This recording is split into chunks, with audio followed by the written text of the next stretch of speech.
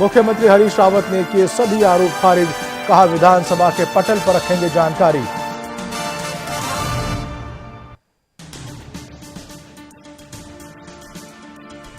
रावत सरकार के 4 साल पूरा होने पर बीजेपी करेगी विधानसभा का घेराव, सरकार को बताया हर मोर्चे पर फेल, सरकार के कामकाज पर उठाए सवाल।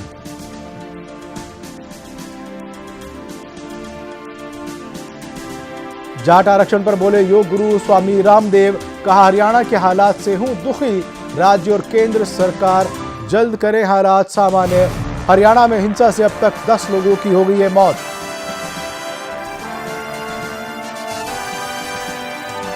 देहरादून अपहरण कांड में बड़ा खुलासा, अपहरण किए गए व्यापारी मनोज गुप्ता को पुलिस ने किया सुरक्षित बरामद, 2 आरोपी गिरफ्तार, अन्य की तलाश जारी।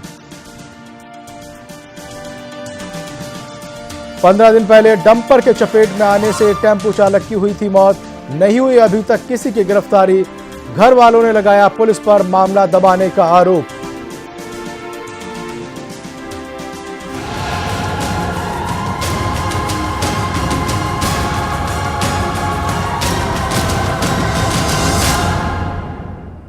नमस्कार, मैं हूं मारूफ रजा और उत्तराखंड के एक अहम मुद्दे की तरफ रुख करते हैं। शराब पर एक बार फिर से उत्तराखंड की सियासत गर्मा गई है, लेकिन इस बार मौजूदा हरीश रावत सरकार को आबकारी नीति पर झटका लगा है। इसे विपक्ष का दबाव माने या फिर राजस्व के नुकसान की चिंता का कारण जो भी रहा हो, सरकार को आबकारी नीति में फिर से बदलाव करना पड़ा है। विपक्ष ने यह आरोप लगा रहा है कि आबकारी नीति में बार बार हो रहे बदलाव से सरकार को 1000 करोड़ का नुकसान होगा। पहले हरीश रावत सरकार ने आबकारी नीति में बदलाव करते हुए मंडी परिषद और पर्यटन विभाग के 2 निगमों जीएमवीएम और केएमवीएन को सारा काम सौंपा था, मगर इसमें साल भर शिकायतें आती रहीं, जिसकी वजह से अब सरकार ने वित्तीय वर्ष के आखिरी में जीएमवीएन और केएमवीएन को शराब बिक्री के काम से हटा दिया है और एक बार फिर मंडी परिषद को शराब बिक्री का सारा जिम्मा दे दिया गया है। विपक्ष आरोप लगा रहा है कि अपने चहेतों की जेब भरने के लिए आबकारी नीति में परिवर्तन किए गए और अब राजस्व का नुकसान होना तय है। वही सरकार कह रही है कि सारा ब्यौरा विधानसभा के पटल पर रखा जाएगा। जो लक्ष्य तय किया गया था उसके करीब हम पहुंचने की हालत में है, लेकिन सवाल यह है कि क्या सरकार के लगातार बदलते फैसले से इस बार सरकारी खजाने को नुकसान होगा? अगर होगा तो कितना? वही विपक्ष सरकारी खजाने को घाटा होने का जो दावा कर रही है, उन दावों में कितना दम है? इसी पर है आज की चर्चा।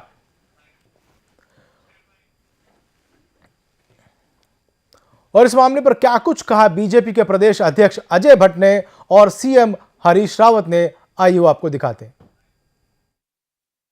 मुख्यमंत्री जी, शराब की पॉलिसी मत बदलिए, इससे लॉस भी होगा और बाजार में ब्रांड भी नहीं आएगी।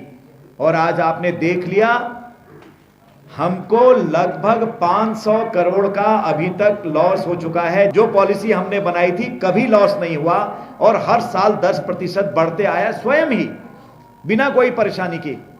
लेकिन इस बार जो हुआ है 500 करोड़ का लॉस अभी तक हो गया, अभी 2-2.5 महीना बाकी है। जब 500 करोड़ का लॉस हुआ, अगर ये प्रॉफिट होता तो 500 करोड़ बढ़ता, लॉस हो गया तो 500 करोड़ घटा। इस तरह से अगर हम दोनों का निकालें औसत तो ये 1000 करोड़ का लॉस हमको अभी तक होने को जा रहा है। विधानसभा के पटल पर हम सब आंकड़े रख देंगे। हमने जो लक्ष्य निर्धारित किया था उस लक्ष्य के आसपास पहुंच रहे हैं और वो तो हमने मिडवे रिव्यू के जरिए उनसे कहा था कि आप जो है 2000 करोड़ ले जाइए। जो हमने लक्ष्य निर्धारित किया था पॉलिसी में वो 1800 करोड़ का था और हम 17 से 1800 करोड़ के बीच में आ जाएंगे। बिल्कुल, सरकार की नीति हो तो विपक्ष हल्ला बोलेगी और हल्ला बोलने पर सरकार को भी जवाब देना उसकी जिम्मेदारी और जवाबदेही बनती है। इस पूरे मुद्दे पर बातचीत करने के लिए मेरे साथ 2 मेहमान हैं। बीजेपी से हैं ज्योति प्रसाद गैरोला, प्रदेश उपाध्यक्ष हैं। ज्योति जी, आपका स्वागत है प्राइम न्यूज में। और दूसरे मेहमान हैं कांग्रेस से डॉक्टर आरपी रतूड़ी, प्रदेश प्रवक्ता है। आपका भी स्वागत है जी। पहला सवाल मेरा बीजेपी से है कि आखिर ज्योति जी ये बताएं कि क्या जो आपने इतना आकलन लगाया है कि 500 करोड़ ये और 500 करोड़ जो आने थे वो, 1000 करोड़ का नुकसान होने जा रहा है। क्या इसमें दम है इतना कि आप कांग्रेस को घेर सकेंगे और विधानसभा में भी इसको घेर पाएंगे, और जिस तरीके से आगे चुनाव आने वाले हैं वहां पर एक ये मुद्दा बनेगा? नहीं मारूफ जी, मेरा तो एक बहुत सीधा सवाल है जी। मेरा तो एक बहुत सीधा सवाल है कि क्या जरूरत पड़ी कि मुख्यमंत्री को आबकारी नीति में परिवर्तन करना पड़ा? कुछ ना कुछ बात जरूर रही होगी जी। नंबर एक बात। नंबर दो, 15 साल के उत्तराखंड बनने के बाद यह पहला अवसर है हरीश रावत जी के नेतृत्व में जब आबकारी विभाग का राजस्व घटा है। 500 करोड़ का अनुमानित नुकसान अभी तक बताया जा रहा है, और यह 1000 करोड़ तक पहुंचने वाला है 2-2.5 महीने जो बचे हुए हैं जी। मेरा तीसरा जो विषय है कि यह मुख्यमंत्री आबकारी के प्रति इतने समर्पित क्यों है? कौन सा खेल है? कौन खेल खेल रहा है? किसके लिए ये सारी नीतियां बनाई जा रही हैं? प्रदेश का राजस्व घटता रहे, किसका राजस्व बढ़ता रहे? किसकी जेबों में पैसा जा रहा है? बाजार कह रहा है कि शराब के ब्रांड नहीं है। किसके लिए? अगर पॉलिसी मैं ज्योति जी आपसे ही पूछूं, क्योंकि सवाल आपने उठाया है तो आपको उसकी जानकारी भी होगी कि किनकी जेबों को भरने के लिए कांग्रेस ये काम कर रही है या हरीश रावत ये काम कर रहे हैं? नहीं, आप देखिए आज इनको नीति परिवर्तन करनी पड़ी। क्यों करनी पड़ी? क्योंकि जब इन्हें पता लगा जी कि इसमें 500 करोड़ का राजस्व कम हो गया, जब इन्हें पता लगा कि इनकी जो है इनके बारे में तमाम तरह के सवाल उठ रहे हैं, तब जाकर ये आज नीति को परिवर्तित कर रहे हैं। नहीं, बात बिल्कुल आपकी ठीक है। सवाल उठाना विपक्ष का काम है ज्योति जी, सवाल उठाना विपक्ष का काम है, लेकिन सवाल का आधार क्या है वो मैं भी जानना चाहूंगा, वो प्रदेश की जनता भी जानना चाहेगी, देश की जनता भी जानना चाहेगी कि आखिर किस और इशारा है, किनकी जेबों को भरने के लिए, किनकी पीठ थपथपाने के लिए, किनको खुश करने के लिए आबकारी नीति में हरीश रावत या उनकी सरकार काम कर रही है? मारूफ भाई, ये सच तो बहुत जल्दी जनता के सामने आने वाला है, लेकिन मैं तो ये कह रहा हूं कि आज मुख्यमंत्री को नीति परिवर्तन करनी पड़ी। क्यों करी नीति परिवर्तित? चलिए डॉक्टर आरपी रतूड़ी साहब से पूछ लेते हैं। रतूड़ी जी, क्या लगता है, जब पहले सारी की सारी नीति ठीक ठाक थी, और जैसा कि अजय भट्ट जी जो अभी नवनिर्वाचित जो प्रदेश अध्यक्ष बीजेपी के, उनका भी कहना है कि पहले ये लगातार फायदे में मुनाफे में चल रही थी, तो ऐसी क्या जरूरत पड़ गई कि 500 का घाटा और 500 पिछला लगा करके 1000 करोड़ रुपए का घोटाला सहने के लिए कांग्रेस तैयार हो गई? इसी बात का तो रजा साहब मैं ये साफ कहना चाह रहा हूँ जी। हरीश रावत जी से जवाब मांग रहे हैं कि ये मेरे से आबकारी के गैरोला जी जेतू जी जरा थोड़ा सा धैर्य रखिए जी। मैं रजा साहब मैं ये कहना चाह रहा हूँ जी कि इनके पास जो आंकड़े हैं ये कोई बिल्कुल अधिकृत नहीं है जी। कांग्रेस ने 1800 करोड़ का जो टारगेट किया था कि हम आबकारी से राजस्व प्राप्त करेंगे, उसके हम बिल्कुल नज़दीक हैं। निश्चित तौर पर अभी हमारे पास 2 महीने और हैं। ये केवल फर्जी आंकड़े दे करके जिस तरह से इन्होंने केंद्र में सत्ता हासिल की कि हम काला धन लाएंगे, 15 करोड़ खाते में लाएंगे, अब उत्तराखंड के लोगों को गुमराह करके फिर दोबारा, क्योंकि चुनाव वर्ष है, भारतीय जनता पार्टी के पास महंगाई घटाने की बात नहीं है, काले धन लाने की बात नहीं है, केवल प्रदेश के लोगों को। और दूसरा रजा साहब मैं ये कहना चाहता हूं कि कांग्रेस की नीति सरकार के माध्यम से उन्होंने इस आबकारी को नियंत्रित किया, जबकि भारतीय जनता पार्टी के कार्यकाल में यह शराब माफियाओं की जेब में जाता था। FL2 का काम वो करते थे, और कांग्रेस की सरकार ने राज्य सरकार के जो अधीनस्थ हमारे चाहे मंडी परिषद है, इनसे काम किया। तो यहाँ कहाँ घोटाला? केवल ये इनको परेशानी और बेचैनी ये है कि ये शराब माफियाओं की बात कह रहे हैं, ये उनके द्वारा कह रहे हैं ताकि ये दबाव पड़े और शराब नीति पे पुनः उन माफियाओं का संचालन हो, उनकी जेबें भरी जाए। राज्य सरकार को जी। उसमें कहीं घाटा नहीं है, बिल्कुल हम अपने टारगेट में है। ये केवल आंकड़े फर्जी हैं, मान लेते इनके पास हैं कोई आंकड़े अधिकृत आंकड़े नहीं है। बताएं लेकिन जिस तरीके से आरोप लगा रहे हैं ज्योति प्रसाद जी के कांग्रेस और जो हरीश रावत सरकार जो है वो कुछ गिने चुने लोगों की जेब भरने के लिए, उनको फायदा पहुंचाने के लिए कर रही है। रजा साहब FL2 का काम मंडी समिति कर रही है, जो कि गवर्नमेंट की एजेंसी है, उत्तराखंड सरकार की एजेंसी है। चंद लोग कौन है भाई, कैसे उनकी जेबें होंगी? पर भारतीय जनता पार्टी के कार्यकाल में कुछ बड़े माफिया जो शराब का कारोबारी थे, उनकी जेबों में जाता था। अब ये उनकी बात कह रहे हैं और घाटा कहीं पर नहीं है। माननीय मुख्यमंत्री जी ने, हरीश रावत जी ने कह दिया कि हम पटल पे रखेंगे, लेकिन केवल क्योंकि भारतीय जनता पार्टी को चुनाव वर्ष में दिख रहा हम जनता को, लेकिन काट की हांडी अब बार बार नहीं चलेगी। बिल्कुल। बहुत झूठ सह लिया है बिल्कुल। लोगों ने, जनता ने अब बर्दाश्त नहीं करेगी। ये बता दें कि आखिर क्या वजह रही कि आबकारी नीति में बदलाव बार बार किए जाते रहे और इस बार फिर बदलाव की जरूरत पड़ी?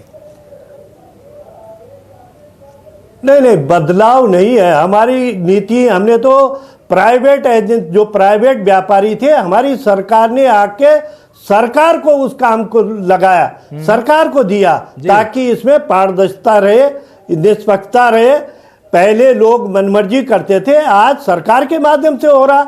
कहीं पर कोई उसमें पारदर्शिता आप देखें एजेंसी पर, अगर भारतीय जनता पार्टी को अपने एजेंसी पर, क्योंकि चाहे सरकार इनकी हो हमारी हो, मंडी परिषद सरकार की एक एजेंसी है, सरकार की एक काम करने की एजेंसी है, उसके माध्यम से कर रहे हैं। अगर इनको अपने कार्यकर्ताओं पर, अपने कर्मचारियों पर भरोसा नहीं, अपनी सरकार के लोगों पर भरोसा नहीं, तो उसमें हम क्या कर सकते हैं? लेकिन ये आरोप निराधार है, बिल्कुल निराधार है। चलिए, हम जनता के हित में, प्रदेश के हित में हरीश रावत जी नीति बना रहे हैं। सरकारी एजेंसी के थ्रू ये सारी चीजें करी जा रही हैं, उसमें पारदर्शिता होगी, तो क्या लगता है कि अगर नीतियों में बदलाव होता है और कुछ बेहतरी के लिए होता है तो उसमें दिक्कत क्या है? और जब हरीश रावत और कांग्रेस ये कह रहे हैं कि विधानसभा के पटल पे वो सारी चीजें रख देंगे, तो थोड़ा सा इंतजार करना बेहतर नहीं होगा? रजा साहब, इनका पटल, इनकी विधानसभा, मुख्यमंत्री हरीश रावत जी, शराब को लेकर अभी हमने 2 महीने पहले मोहम्मद साहिद का विषय पूरे प्रदेश के सामने आया। शराब को लेकर मुख्यमंत्री के सचिव को जाना पड़ा, उस पर कार्रवाई होनी थी, लेकिन उसको यहां से विदा कर दिया गया। उसके पीछे क्या कांड है, कितना बड़ा उसके पीछे गोलमाल था? मुख्यमंत्री की नाक के नीचे उनका सचिव शराब की नीति को तय कर रहा था माफियाओं के साथ बैठकर। तो माफिया किसके साथ है? सर, बीजेपी क्या कर रही थी? बीजेपी को जब इतना मालूम था कि उनका सचिव ऐसा कर रहा है उनकी नाक के नीचे, तो ये तो बहुत बढ़िया और बहुत मजबूत रजा साहब था, उसको लेकर के आपने सरकार को घेरना चाहिए था। वो सीडी भी भाजपा की षड्यंत्र था। वो अगर भाई हमारा षड्यंत्र था, मार्च में पॉलिसी बन गई, उससे पहले फरवरी में राज्य सरकार ने सरकार को दे दिया। ये प्राइवेट कहां से आ गया बीच में कि जिसके लिए ये बातचीत चली? जब सरकार ने तय कर दिया कि हम गढ़वाल मंडल और कुमाऊं मंडल एवं मंडी समिति के माध्यम से कर देंगे, तो ये सीडी का कहां से मामला आया? ये केवल इनका षड्यंत्र था और इन्होंने वो जो षड्यंत्र था वो ओपन भी हो गया, इनका खुला दिख गया। जब उसके मकान को MDDA सीज करने जा रही थी, भारतीय जनता पार्टी के लोग धरना प्रदर्शन पर बैठ गए थे। स्पष्ट लगता है कि यह भारतीय जनता पार्टी का षड्यंत्र था। क्या कहेंगे ज्योति प्रसाद गैरोला जी? हमारा षड्यंत्र है तो मोहम्मद साहिद को पूरे सानो शौकत के साथ ये बुलाएं, उसका अभिनंदन करें, प्रदेश की और बड़ी कुर्सी दें, और बड़ी कुर्सी दें। जनता के सामने सच तो आना ही है। ठीक है, मैं ये कहूं मोहम्मद कि शाहिद की हांडी चढ़ेगी। ज्योति जी मुझे बता हरीश रावत दें, की इतना जो बढ़िया मुद्दा मंडी के आपके पास पीछे खड़े था, लोग हैं, उनकी हांडी सीधा सीएम का जो सचिव था वो इस मामले में पकड़ा गया था, सीडी कांड आपके सामने था, और ऐसे हजारों मुद्दे आपके पास है। लेकिन मुझे आप ये तो बता दें, विपक्ष में रहने के बावजूद ज्योति जी आपने कौन सा इतना बड़ा मुद्दा उठा लिया और कितना बड़ा काम कर डाला जिससे कांग्रेस या हरीश रावत सरकार गिर जाती? अरे तिवारी है, जरा दिल्ली फोन करना भाई जरा। जी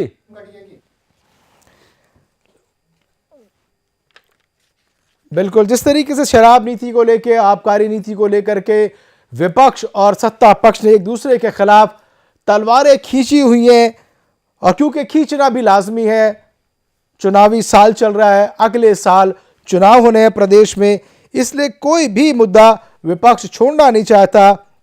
और हरीश रावत जो कि एक मंझे हुए राजनीति हैं, और वो कोई भी ऐसा मुद्दा विपक्ष के हाथ में लगने देना नहीं चाहते जिससे उनकी और सत्ता की दूरी जो है वो बढ़ जाए। तो लगातार सियासत का दौर जारी है। कांग्रेस के अपने अलग तर्क हैं और बीजेपी के अपने अलग तर्क हैं।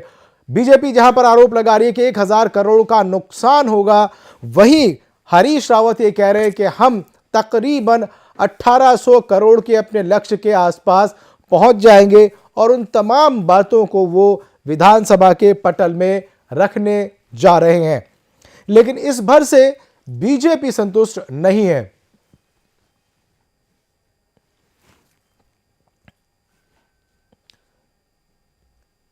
और क्योंकि बीजेपी के अभी नए प्रदेश अध्यक्ष अजय भट्ट ने कमाल संभाली है, तो जाहिर सी बात है कि गर्मजोशी है उनमें भी और प्रदेश के कार्यकर्ताओं में भी।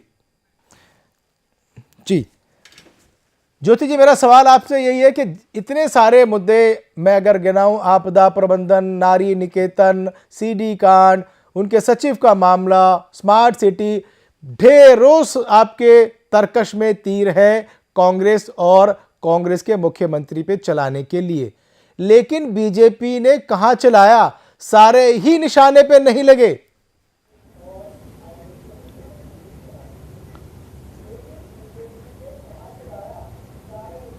फिर गायब हो गया आवाज। हेलो जी, मेरी आवाज आ रही है?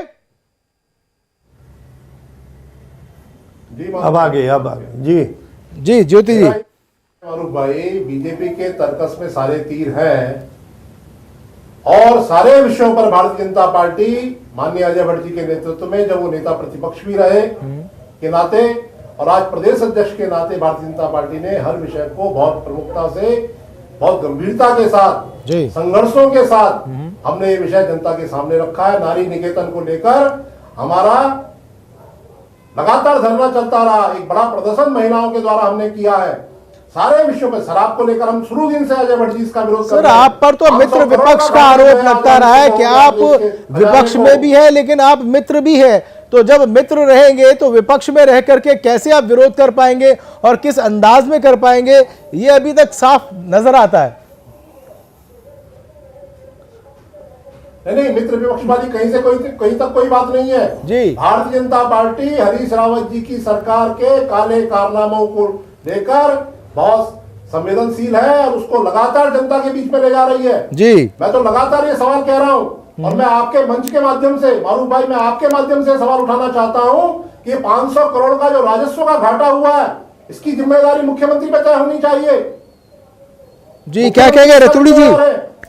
और ये मुख्यमंत्री सारे काम छोड़कर, मारूफ भाई, जब पहले कोई घाटा है ही नहीं है, जब माननीय मुख्यमंत्री जी कह गए कि घाटा बिल्कुल नहीं है, जो हमारा टारगेट 1800 करोड़ का था, हम उसके बिल्कुल नज़दीक हैं। और अभी मार्च का समय है, भारतीय जनता पार्टी ये शगुफा, क्योंकि ये जो आपने मित्र वाली बात कही, सदन के अंदर तो ये कोई बात नहीं कहते क्योंकि बहस हो जाएगी और इनके जो गलत चिट्ठे हैं वो खुल जाएंगे जी। केवल गुमराह करने के लिए समाज को, जनता को, चुनाव वर्ष इनके तो शगुफा होता है। ये चुनाव में आते हैं केवल आरोप लगा करके, ये नहीं कहते हैं कि इस पर देश का जो किसान है, गरीब है, मजदूर है, आज दाल कैसे खा रहा होगा, आज सब्जी कैसे खा रहा होगा। उस महंगाई की तरफ भारतीय जनता पार्टी का ध्यान नहीं है। आज इस देश की सुरक्षा को खतरा है, उसकी तरफ इनका ध्यान नहीं है। आज अब कहते हैं केवल गुमराह करने के लिए, कोई भी अनर्गल प्रचार करने के लिए। और मैं तो ये कहना चाहता हूँ कि ये जनता आपको, क्योंकि माननीय मुख्यमंत्री हरीश रावत जी के नेतृत्व में 4 विधानसभाएं जीत करके, पंचायत चुनाव जीत करके हमने दिखा दिया कि आपके ये झूठे पुलिंदे ज़्यादा दिन नहीं चलने वाले। और आज भी जनता समझदार है, 210 रुपए किलो दाल खरीद रही है। उसकी तरफ अगर आप ध्यान देते और धरने प्रदर्शन करते तो हम आपका स्वागत करते। लेकिन आपका जनता के चूल्हे की तरफ ध्यान नहीं है, सब्जी की तरफ ध्यान नहीं है, अराजकता की तरफ ध्यान नहीं है, मध्य प्रदेश के भ्रष्टाचार की तरफ ध्यान नहीं है, आपका राजस्थान के भ्रष्टाचार की तरफ ध्यान नहीं है, आपका महाराष्ट्र के भ्रष्टाचार की तरफ ध्यान नहीं है, आपका छत्तीसगढ़ के भ्रष्टाचार की तरफ ध्यान नहीं है। केवल उत्तराखंड में दिख रहा। और आपकी कटौतियों के बाद जो हरीश रावत जी ने इस प्रदेश को चलाने का, आपने 2880 करोड़ विभिन्न योजनाओं में जो केंद्र पोषित थी उनकी कटौती की, लेकिन माननीय हरीश रावत जी ने बहुत बेहतरीन तरीके से उन तमाम योजनाओं को, जो सामाजिक सरोकार की योजनाएं थी, अल्पसंख्यकों की जुड़ी हुई योजनाएं थी, उनको चालू रखा। और आज प्रदेश प्रगति के पथ पर है। भारतीय जनता पार्टी उनके चेहरे के सामने बौखला रही है। इसलिए ये अनर्गल प्रचार कुछ भी कह दें, लेकिन जनता इनके बरगलाने में आने वाली नहीं है। अब जनता समझ गई है। जी, जनता समझ गई है, बीजेपी नहीं समझ रही है। ज्योति जी क्या कहेंगे? इतने सारे दावे, इतने सारे वादे कांग्रेस के प्रदेश प्रवक्ता डॉक्टर आरपी रतूड़ी जी ने रख दिए हैं, क्या जवाब है इनके आपके पास? मारूफ भाई इन्हें तो खुशफहमी में रहने दीजिए, ये इसी प्रकार से खुश रहे। राहुल गांधी इनका नेतृत्व करते रहे, निश्चित सुरक्षा की बात कर रहे हैं। कितना हास्यास्पद है। दाल और महंगाई की बात हमसे करते हैं, सुरक्षा की बात हमसे करते हैं। अरे बताएं अफजल गुरु के साथ कौन खड़ा है? नहीं, मुझे ये तो द्रोह, दाल महंगी नहीं है। साबित है उनके साथ। अरे ये भाजपा वाले हमको राष्ट्र की इनका कोई नेता बताएं, किसी ने अभी तक बलिदान किया हो? जरा एक नेता का नाम बताएं। ये कांग्रेस को राष्ट्र प्रेम न सिखाएं, ये सर्टिफिकेट न दिखाएं।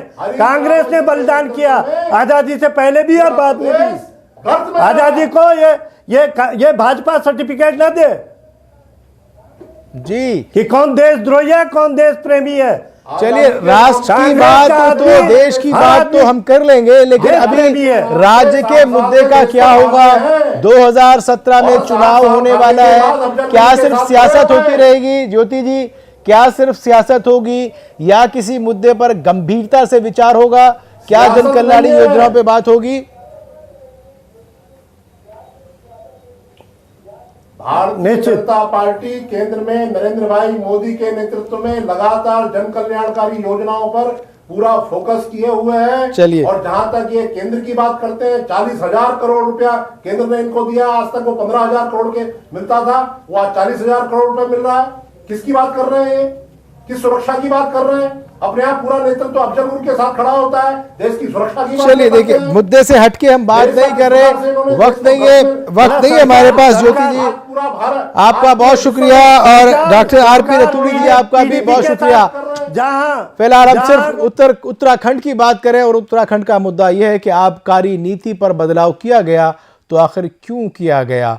अगर नुकसान होगा तो वो नुकसान पूरे प्रदेश का होगा, उसकी मार भी प्रदेश की जनता को ही झेलनी पड़ेगी। लेकिन क्योंकि साल चुनावी है और अगले साल चुनाव होना है, तो इसलिए चुनाव के लिए, सियासत के लिए दोनों बड़े दल कुछ भी करने को तैयार हैं। फिलहाल इतना ही, लेकिन प्राइम न्यूज़ पर खबरों का सिलसिला लगातार जारी है।